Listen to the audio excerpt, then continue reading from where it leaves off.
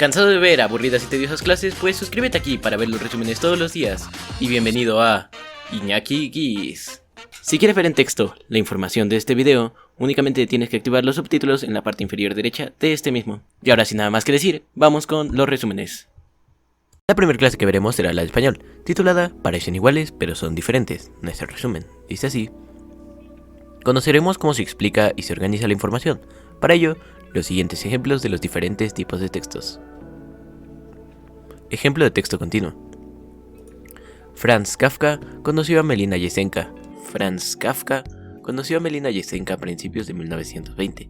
Entre ambos surgió una íntima relación amorosa, desbordante de un agitado deseo, que, con el paso del tiempo, se teñiría de esperanza.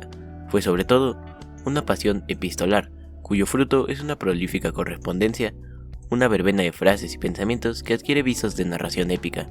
Entre el masoquismo y la humillación, la ternura y el temor, la entrega absoluta y el rechazo, la culpa y la desolación. Franz Kafka nació en Praga en 1883. Era el único hijo varón de un emprendedor hombre de negocio judío cuyo carácter dominante le obsesionó, influyéndole en todos los ámbitos de la vida, desde su indecisión a la hora de contraer matrimonio hasta el contenido de su obra genial y atormentada. Todo relato tiene una serie de reglas y de convenciones que permiten organizar la sucesión de los hechos, estructura de la historia y determinar por qué se cuenta algo, de qué modo y con qué fin. Las características generales en este texto son las siguientes. Tiene un tema o asunto central. Es un texto narrativo. Identifica los pronombres, conectores, frases o años que organizan la sucesión de hechos, verbos en tiempo pasado y hechos inscritos en un tiempo determinado. A diferencia de los textos continuos, los textos discontinuos suelen usar imágenes, en ocasiones gráficas o mapas, también pueden ser infografías.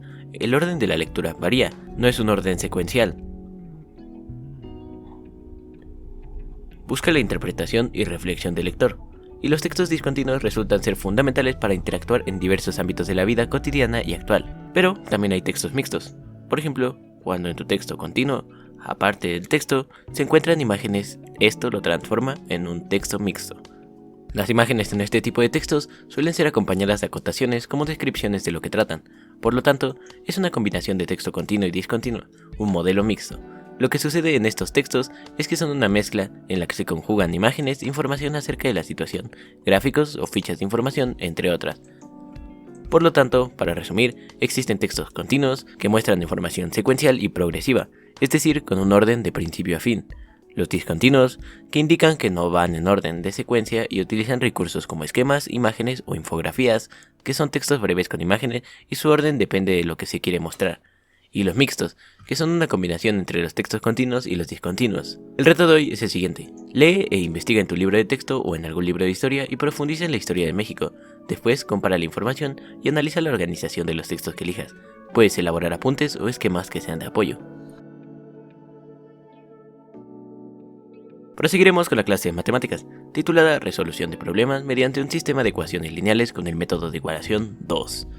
Continuarás con el estudio de la resolución de problemas mediante un sistema de ecuaciones lineales con dos incógnitas, ahora utilizando el método de igualación 2, y como se trata de un método, todo implica un orden.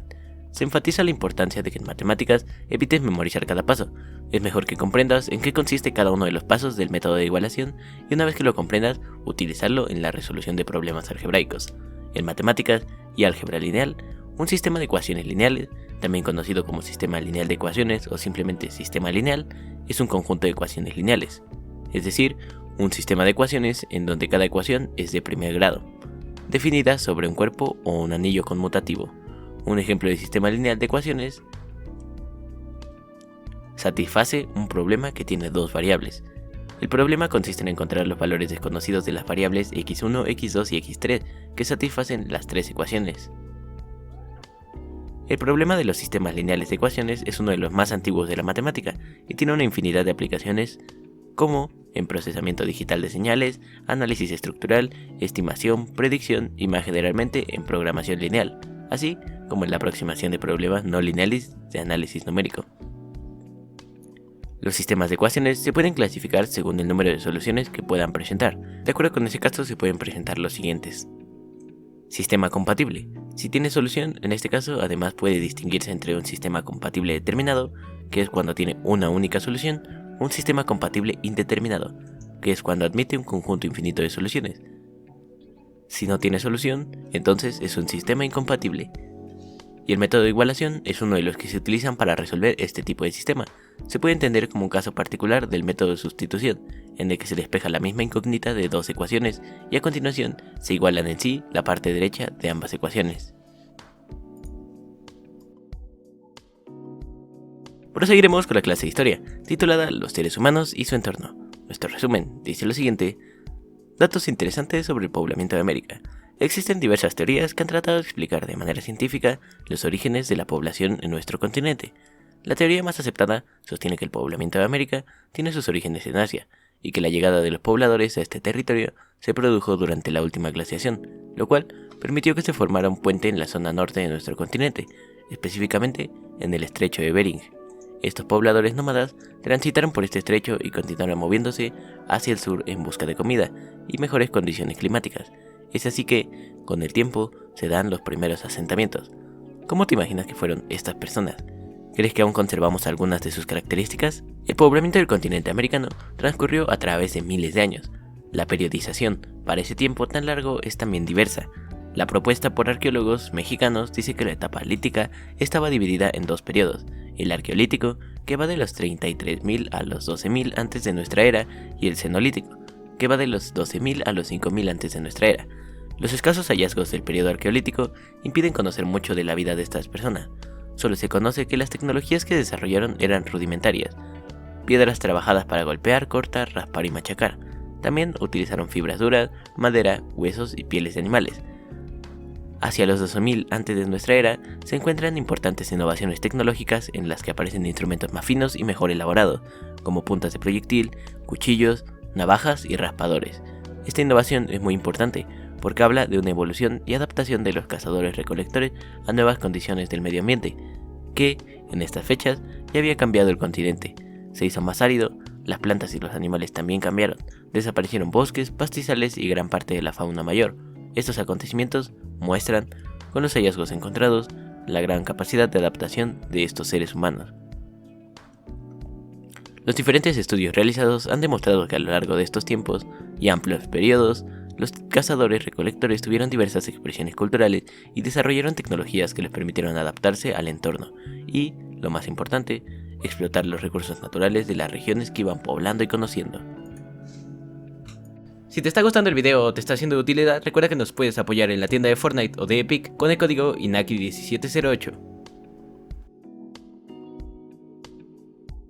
Proseguiremos con la clase de física, titulada ¿Qué pasa con los joules y la energía? Nuestro resumen dice lo siguiente: la energía está presente en cada parte de la vida, y esta se transforma de manera frecuente, ya que no se destruye, es decir, la energía no se crea ni se destruye, solo se transforma.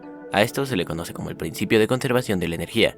Existen diferentes tipos de energía, por ejemplo, la energía calorífica, luminosa, potencial, térmica, eléctrica, mecánica, entre otras.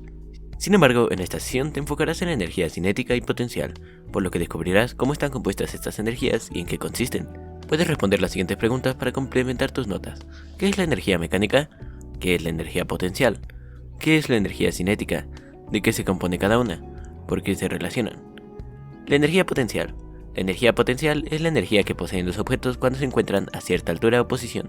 Por ejemplo, una roca que se encuentra en la cima de una montaña y está inmóvil. La energía potencial depende de tres variables que facilitarán su análisis. Estas variables son la masa del objeto, el valor de la aceleración debida a la gravedad y la altura a la que se encuentra el objeto. La masa es una variable que tienen todos los cuerpos que se miden en kilogramos y la gravedad es un valor que no cambia en la Tierra.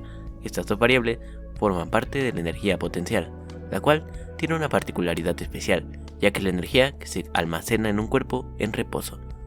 Un cuerpo u objeto con energía potencial, su desplazamiento es cero y no cuenta con ningún movimiento presente más que la acción de la gravedad que lo tiene en su lugar. Sin embargo, mientras más altura tenga ese cuerpo en reposo, mayor será la cantidad de energía potencial que posea.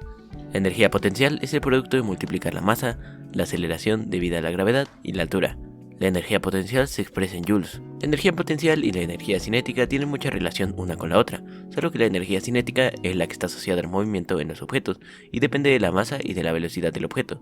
Entonces se habla de un cuerpo que no está en reposo, es decir, un cuerpo que tiene desplazamiento y por lo tanto tiene velocidad. Es como un después de esa energía potencial almacenada que ahora se liberó con energía cinética.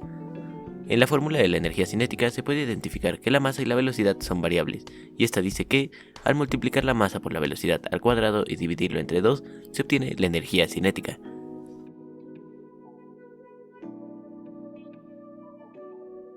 Y finiquitaremos el día de hoy con la clase de artes, titulada Ponte los lentes del arte. Nuestro resumen dice así: conoceremos cómo apreciar y valorar distintas obras o manifestaciones artísticas para encontrar sus elementos e imaginar qué quiso decir el creador. Todo lo que se puede expresar al ver una obra de arte refiere a momentos que algún día has presenciado, como pueden ser agradables o terribles. Entre más obras de arte conozcas, más se desarrolla la percepción y al ampliarla, cambia la interpretación que se le da al arte. Expresarás lo que crees que dice un artista a través de su creación, pero antes comienza por identificar algunos aspectos como el movimiento, uno de los elementos presentes de todas las artes. Por ejemplo, se le puede poner movimiento a los gestos que hacemos para hacer más evidente la idea o emoción que se quiere representar. Si mueves los hombros hacia abajo, al ponerte triste, es inconfundible ese sentimiento, así como cuando se demuestra enojo, se tensan los músculos para demostrar enfado. Los elementos de las artes son comunes, por eso se habla de emociones expresadas en ellas. Además de las emociones, otros elementos de las artes son el color, el sonido y el movimiento. Cuando te pones los lentes del arte, no solo cambia el movimiento y el color, también se acentúan algunas partes, es la magia de cambiar la percepción. Sucede que, con los colores se producen sensaciones como el de temperatura, calor, frío. Por eso, con algunas imágenes puedes sentir cierta sensación, así como sentimientos. Cuando se habla de colores, no solo están presentes en las artes visuales, puesto que también los hay en la música.